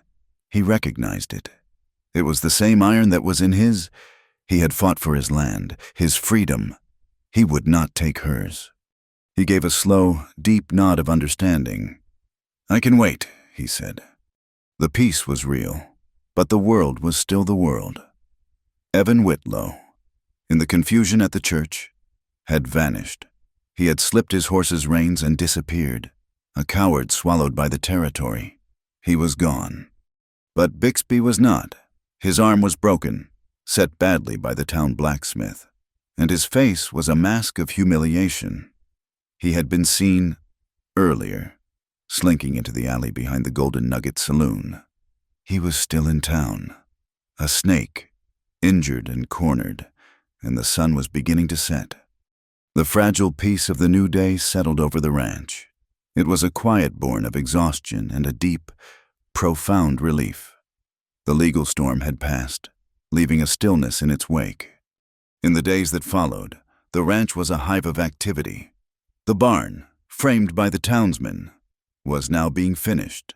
Harris and Dean, the ranchers Taza had never spoken to before, were there every day. They were not just neighbors. Now, they were allies. The confession Bixby had signed, exposing the Highland Cattle Company's land grab, had made Taza's fight their own. Stealing water was a sin that went deeper than prejudice. They brought their own crews. They worked on the dam, reinforcing the spillway, packing the earth, turning Taza's small, smart structure into a fortress that would hold back any flood. Taza watched, his left arm bound uselessly to his chest, his good hand resting on the porch rail. He was a man of action, forced into stillness, and he hated it. But he watched, and he learned. He saw the way Harris measured twice, The way Dean set a post, they were teaching him, in their own silent way, how to be a neighbor. Taza's shoulder began its slow, agonizing knit. The white-hot fire of the dislocation and the fight had receded to a deep, tidal ache. He could, if he gritted his teeth, move the fingers of his left hand. The healer, an old woman from town, had come, looked at Nell's handiwork, and nodded. She said it clean. The woman had said, applying a poultice of comfrey, "You will be weak for a month, but you will be whole." In the evenings, the ranch fell quiet. The sounds of hammers and saws were replaced by the lowing of cattle and the pop of the fire in Nell's kitchen. The hearth. It was the heart of the house. Nell lit it before the sun was up, and she banked the coals long after the moon had risen. The fire never went out. It was her declaration, a steady, warm insistence on life. She and Taza still held their distance. It was a new, strange, respectful space. He was the owner of the ranch. She was his cook. The kiss on the porch, that moment of profound connection, was a memory they both held, unvoiced. In the quiet, she had asked for the right to choose, to not lean on him. And Taza, a man who had fought his entire life for his own freedom, respected hers absolutely. He gave her space. He did not touch her. He did not crowd her. He waited. In the deep evenings, when the children were finally asleep, she would sit at the table while he sat by the hearth. His shoulder ached too much to let him sleep. She would read to him, her voice quiet and steady, from her one worn book. She read of a pilgrim's journey, of hardship, and of a distant, shining city. He would sit, his eyes closed, listening, not to the words of her book, but to the sound of her voice, a sound that had become as necessary to him as the water from his spring. On the 5th night after the confrontation, a full, bright moon washed the ranch in silver light. It made the new, raw wood of the barn frame look like bone. The house was asleep. But Rose was not. At 11, she had become the family's sentinel. She lay on her pallet, listening to the small sounds of the house. She heard the breathing of her brothers. She heard the low groan of the new timbers. And she heard something else. It was a sound from outside, a faint, metallic chink, then a scrape, scrape, scrape. It was not a coyote, it was not the wind, it was metal on metal. Her first instinct was to cry for her mother, but she was the girl who had faced down a mob on the church steps. She slid from her cot. She did not light the main lamp. She went to the small lantern they kept on the mantel, her movements silent. She struck a match. The wick caught, a small, brave flame. She did not go to her mother. She went to Taza's door. He slept there, on a cot near the main room, to be near the door. She pushed the door open. He was not asleep. He was sitting on the edge of the cot, his good hand already on the rifle he kept beside it. He had heard it, too. His eyes met hers in the lantern light. He saw her face, pale and serious. He saw the question. He put a finger to his lips. He rose in one stiff, agonizing movement, his bare feet making no sound on the floor. He took the lantern from her and set it down, turning the wick low. He picked up his rifle. He was a one-armed man, his body a map of pain. But as he moved toward the door, he was a shadow. A scout once more. He slid outside. The moonlight was so bright, it was almost day. He moved along the wall of the house, using the shadows. The sound was clearer now. Scrape, chink, scrape. It was coming from the head of the water pipe, the main iron artery that ran from the new dam to the house and the troughs. He rounded the corner of the house. He was there, Bixby. His left arm was in a crude, dirty sling. His face, in the moonlight, was a mask of sweat and desperate, petty malice. He had a heavy steel file in his good right hand, and he was sawing at the joint of the pipe. He was trying to cut the water.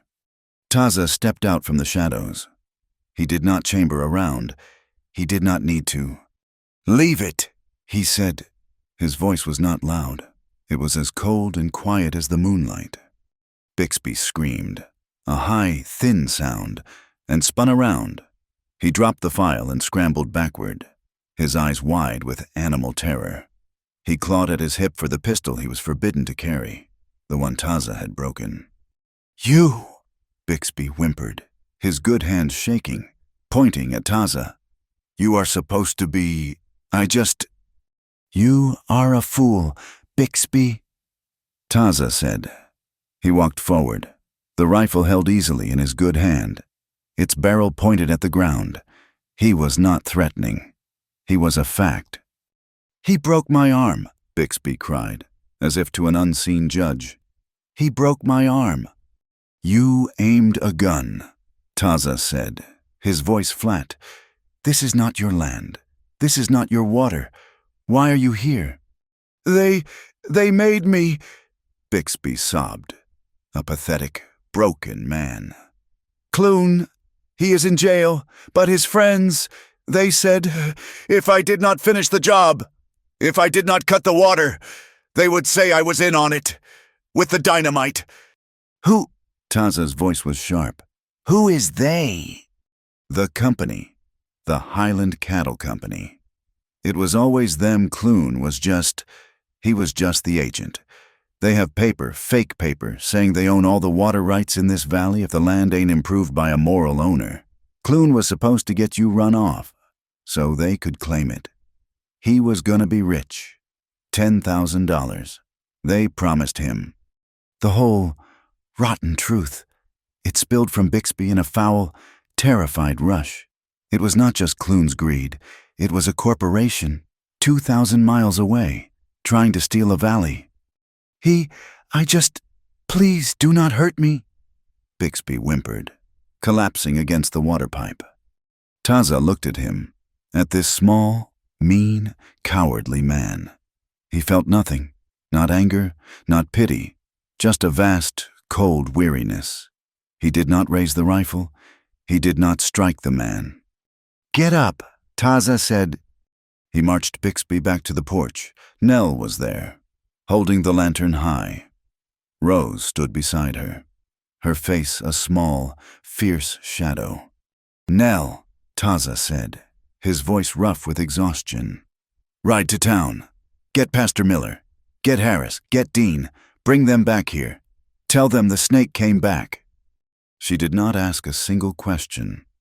She was in the barn, bridling Sora. In less than a minute, she rode out, a shadow moving fast against the moonlit hills. For 2 hours, Taza sat on the porch step, his rifle across his knees. Bixby sat on the ground, his head in his hands. When the riders returned, they were not sleepy. They were cold with fury. Harris and Dean dismounted, their faces hard. Pastor Miller looked at Bixby with a deep, profound sadness. "Tell them," Taza said. And Bixby told them. He told them everything, about the Highland Cattle Company, about the $10,000, about the forged papers, about the plan to ruin Taza, seize the water, and bleed the valley dry. Harris and Dean looked at each other. This was their water, too. "He is lying," Bixby said, a last, desperate attempt. "No," Pastor Miller said. He had a piece of paper and a pen. He had brought them from the church. "You will write it, Bixby. You will write it all, and you will sign it. It is your only chance." In Nell's kitchen, by the light of her steady lamp, Bixby, his good hand shaking, wrote his confession. Harris and Dean signed it as witnesses. Pastor Miller put his name to it and melted wax onto the paper, pressing the church seal into it, making it a sacred, legal thing. The circuit judge, Judge Harlan, was a hard man. He had seen too much of the frontier to be fooled by a clean shirt or a big city lawyer. He read Bixby's confession. He reviewed the Highland Cattle Company's claim. He tore it in half. He found Clune guilty of conspiracy, attempted murder, and destruction of property. He had him shipped in chains to Yuma. He issued a federal warrant for Evan Whitlow, one that would follow him to any state. Any territory. He looked at Bixby. "You are a tool," the judge said, his voice like gravel. "But a tool must be sharp. You are just dull, and you are a coward." He sentenced Bixby to 2 years of hard labor, rebuilding the dam and the county roads. "And," the judge added, "when you are free, you will not own, touch, or be in the same room as a firearm for 10 years. If you are, I will personally see you sent to Yuma for the rest of your life." The legal war was over. The land was Taza's. The water was Taza's. And the ranch began to heal. The last timbers of the barn were raised. The dam was finished, a solid, proud structure. The water flowed, clean and clear, through the pipe Bixby had tried to cut. Taza's arm healed. The pain faded. He could lift it. Slowly, he could work. And the house became a home. One afternoon, Rose, with a piece of charcoal, carefully wrote on the new smooth railing of the porch. She did not write Whitlow. She wrote Rose, then Jamie, then Ben. Jamie, who had found his courage, had been working on a project. He had Taza's knife, and Taza had sat with him, his good hand guiding his, teaching him to carve. He had found small, broken pieces of colored glass from the dump. He tied them with bits of string to a carved piece of wood and hung it from the porch eaves. A wind chime. It made a small, sweet, random music in the afternoon breeze. Taza was sitting on the steps, his arm out of the sling for the first time, testing its new, fragile strength. Ben, who no longer feared him, who saw him only as safety, toddled over.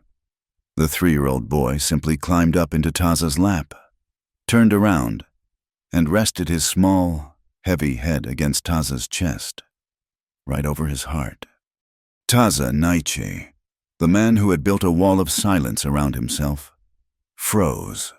He looked down at the small, sleeping child.